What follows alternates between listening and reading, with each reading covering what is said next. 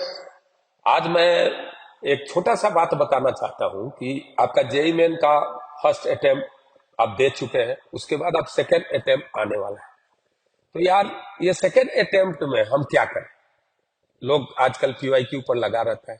ठीक है भाई, आपने पीवाईक्यू खूब किया, फिर भी परफॉर्मेंस उतना बेटर नहीं होता।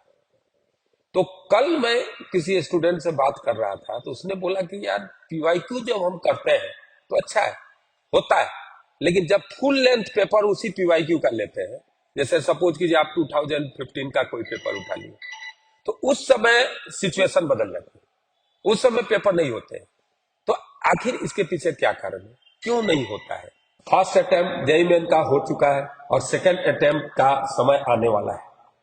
हम कल एक स्टूडेंट से बात कर रहे थे, तो उसने बताया कि यार मैं पीवाईक्यू बनाता हूं तो बन जाते हैं, लेकिन जब फुल लेंथ पेपर लेकर बैठता हूं तो नहीं बनता है। तो इसके पीछे क्या कारण है? और ये बहुत बड़ी प्रॉब्लम है, क्योंकि आप भी जानते हो कि आप पेपर आप देंगे तो उसमें जेईई मेन में फार्मूला बेस्ड मेनली सवाल आते हैं, और आजकल स्कोरिंग बहुत इंपॉर्टेंट हो चुका है।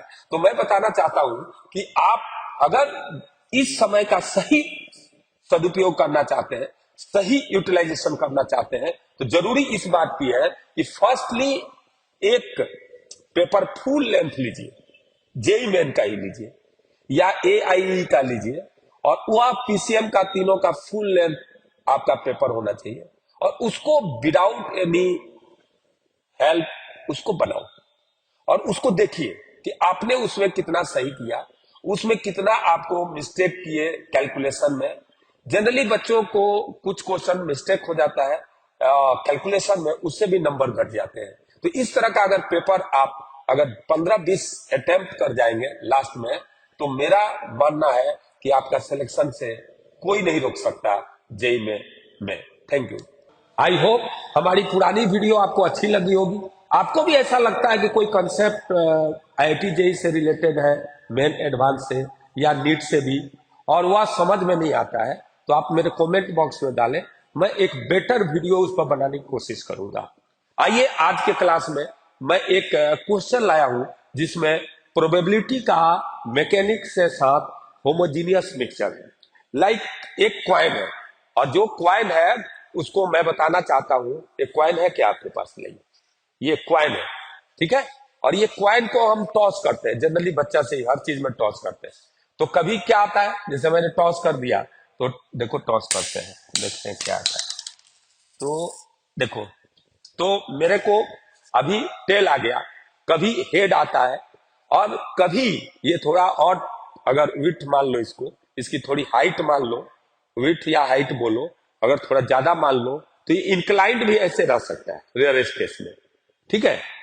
यानी एक सवाल है जिसमें एक क्वाइन है जिसका थोड़ा सा विड्थ है, और वह जो है उस क्वाइन को टॉस किया जा रहा है, तो हेड आने की प्रोबेबिलिटी 1/3 है, टेल आने की प्रोबेबिलिटी 1/3 है, और स्टैंड एट इंक्लाइन मान लीजिए कि क्वाइन की थोड़ा सा हाइट अगर मानी जाए, तो आपको मैं बता सकता हूं कि इसका जो है ऐसा हाइट एक सिलेंडर टाइप का लगेगा, और ये स्टैंड एट इंक्लाइन की प्रोबेबिलिटी 1/3 है। फिर सुने कि एक हम क्वाइन को टॉस कर रहे हैं, तो उसका टेल आने की प्रोबेबिलिटी 1/3 है, हेड आने की प्रोबेबिलिटी 1/3 है, और स्टैंड एट इंक्लाइन की प्रोबेबिलिटी 1/3 है।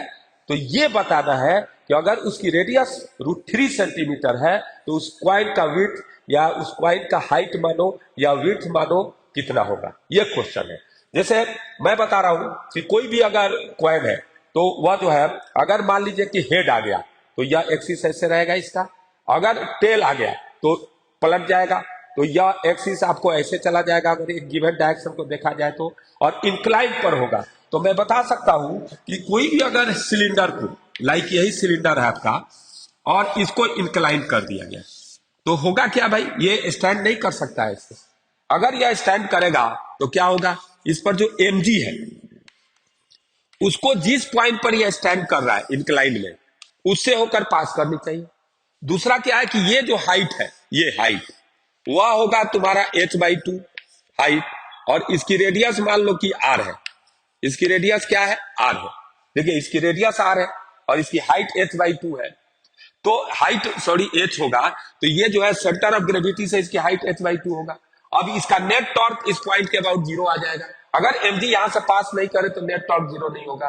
और चूंकि प्रोबेबिलिटी 1/3 दिया हुआ है, इसलिए ये वर्टिकल से, अगर वर्टिकल से इंक्लाइन कितना होगा तो वह 60 यानी 60 डिग्री होगा।